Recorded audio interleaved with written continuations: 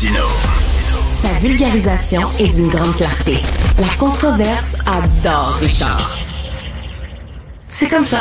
Essayer de prendre des meilleures décisions financières quand la vie est chère. Francis Gosselin. C'est facile de succomber à la tentation. On a une opportunité d'agir différemment. Vous pouvez agir. Vous êtes libres, chers amis.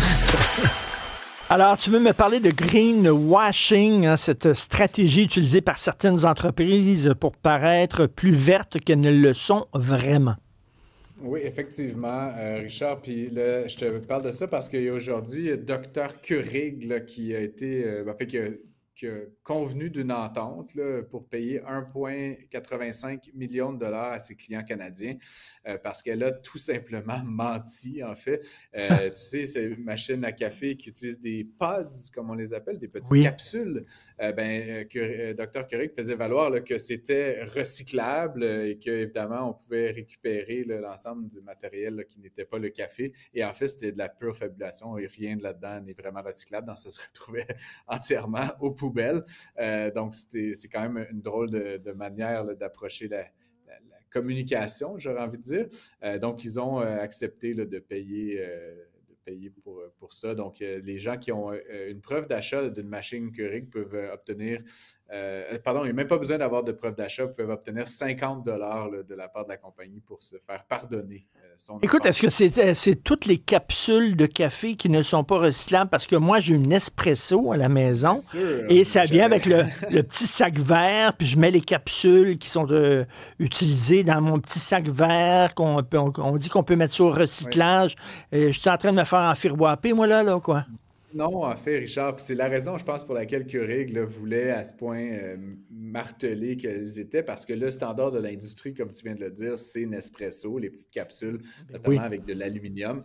Et au départ, quand ils ont lancé la machine et cette stratégie de petites capsules, évidemment, beaucoup de gens qui s'offusquaient du fait que ça se retrouve aux poubelles. Puis bon, l'aluminium, c'est techniquement, on peut le réutiliser ad vitam aeternam, hein, c'est pas un matériel là, qui s'endommage ou qui se tâche. Okay. Et donc, ils ont mis en place, comme tu le sais, donc ces petits sacs verts, etc. C'est en collaboration avec pratiquement toutes les sociétés de recyclage au monde.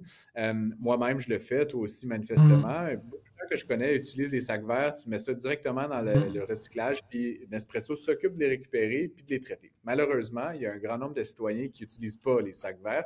Et donc, on estime qu'en Amérique du Nord, il y a environ 35 % des capsules Nespresso qui sont recyclées. Mais Nespresso a l'objectif d'amener ça jusqu'à 60 % à l'horizon 2030, ce qui veut dire quand même que 40 % là, va se retrouver dans les poubelles. La Suisse, qui est le pays le plus... En fait, d'où vient d'ailleurs Nestlé, hein, son siège social, la Suisse récupère à 72 % des capsules Nespresso. Question de discipline. Je ne sais pas si tu as déjà visité la Suisse, c'est assez particulier. Non. Chez nous, on se plaint, là, consignation, puis tout ça. En Suisse, là, les gens traitent là, le verre blanc, le verre vert, le verre brun, là, selon les bouteilles, la couleur des bouteilles, le petit plastique, le moyen plastique, le gros plastique. Puis là, c'est pas chez vous. Tu dois marcher au coin de la rue, au coin du quartier.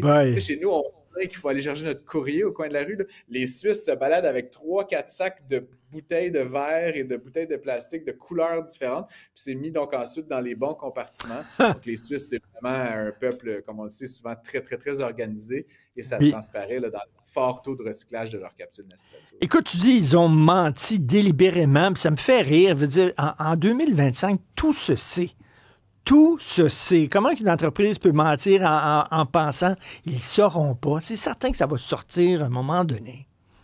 Oui, moi, honnêtement, ce qui me surprend, ou pas, c'est qu'en fait, 1,8 million de dollars, c'est pas très cher payé. Là. Je sais pas combien ils ont vendu de machines et de capsules, mais finalement, si tu es capable de vendre pour 100 millions de dollars de machines, puis tu as juste 1,8 million de pénalité à payer, c'est quand même un bon deal. C'est un bon retour sur investissement. Mais comme tu le dis, tout finit par se savoir. Mais écoute, rappelons-nous, Volkswagen là, et le Dieselgate, là, ils avaient carrément traficoté les convertisseurs là, pour faire en sorte que quand la machine, quand la voiture voiture était en train d'être testée, ça modifiait son comportement pour qu'il y ait moins d'émissions au bout du tuyau. Et là, une fois que tu roulais avec, ça émettait toutes sortes de particules en suspension. C'était dégueulasse, le diesel qui sortait de ça.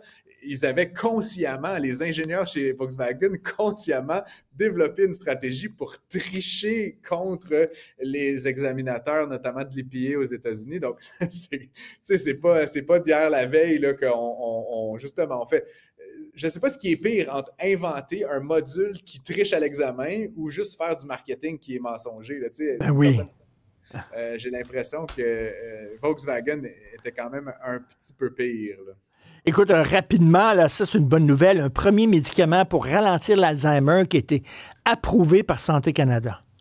Oui, bon, on est loin de la coupe aux lèvres, là, et puis son coût assez élevé là, pour restreindre l'utilisation, mais c'est effectivement là, un nouveau médicament qui promet de ralentir la progression de la maladie, voire même de stabiliser les patients. Moi, tu sais, mon père est décédé d'Alzheimer. OK. Je suis quand même assez intéressé par tout ça. Les prix, là, ça peut varier, mais dans certains cas, on parle, puis j'ai fait une recherche là, selon les types de médicaments, mais plusieurs dizaines de milliers de dollars. Là. Mais en même temps, qu'est-ce que vaut la vie d'une personne? Si tu as de l'argent dans un compte placé à quelque part, es-tu prêt à mettre 20 000 pour garder toute ta tête puis vivre encore 10 ans? Peut-être, mais ça pourrait être plus, ça pourrait être 50 000, ça pourrait être 100 000, et c'est là où éventuellement ça va être réservé peut-être à une petite élite de la population. Il faudra voir aussi si, par exemple, la RAMQ au Québec couvre une partie de ces frais-là, mais on s'entend, là, c'est des gros dollars, donc c'est sûr que si on distribue ça là, à une grande partie de la population, mais ça va éventuellement peut-être pas ruiner, là, mais être très, très, très coûteux pour l'État québécois. Mais la bonne nouvelle, en tout cas, c'est que c'est disponible, ça commence à être commercialisé. Puis comme toute chose, au début, c'est peut-être quelques patients sous des tests et sous des protocoles très spécifiques qui vont pouvoir en bénéficier. Mais si ça prouve que ça fonctionne, ultimement, peut-être qu'on va en produire davantage, que le coût va baisser, puis que ça va devenir accessible au plus grand nombre. J'ai estimé, là, Richard, juste en 2 mots, là, mais que c'est comme un marché d'à peu près 1 000 à 6 000 milliards de dollars. Tu comprends? Fait que celui qui va résoudre l'Alzheimer, là, il va se coucher plus riche ce soir-là. On avance dans cette bonne direction-là.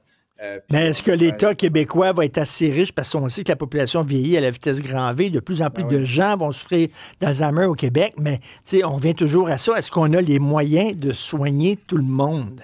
C'est ça l'affaire. C'est ça, mais imagine-toi, si 10% de la population, Richard, souffre de ça, c'est 900 000 personnes, mettons, à 50 000 $, c'est 45 milliards de dollars. Là, c'est beaucoup d'argent. En même temps, comme je dis, si ces gens-là peuvent rester productifs plus longtemps, s'ils peuvent continuer à travailler, s'ils peuvent continuer à avoir des vies pleines et entières, je ne sais pas. En tout cas, je suis un peu ambivalent. Moi, en tout cas, personnellement, je suis sûr que moi, mon frère, ma soeur, ma mère, on se mettrait ensemble, on le trouverait le 20 000 ou le 30 000 $ s'il fallait, pour que mon père ait pu vivre 10 ans de plus.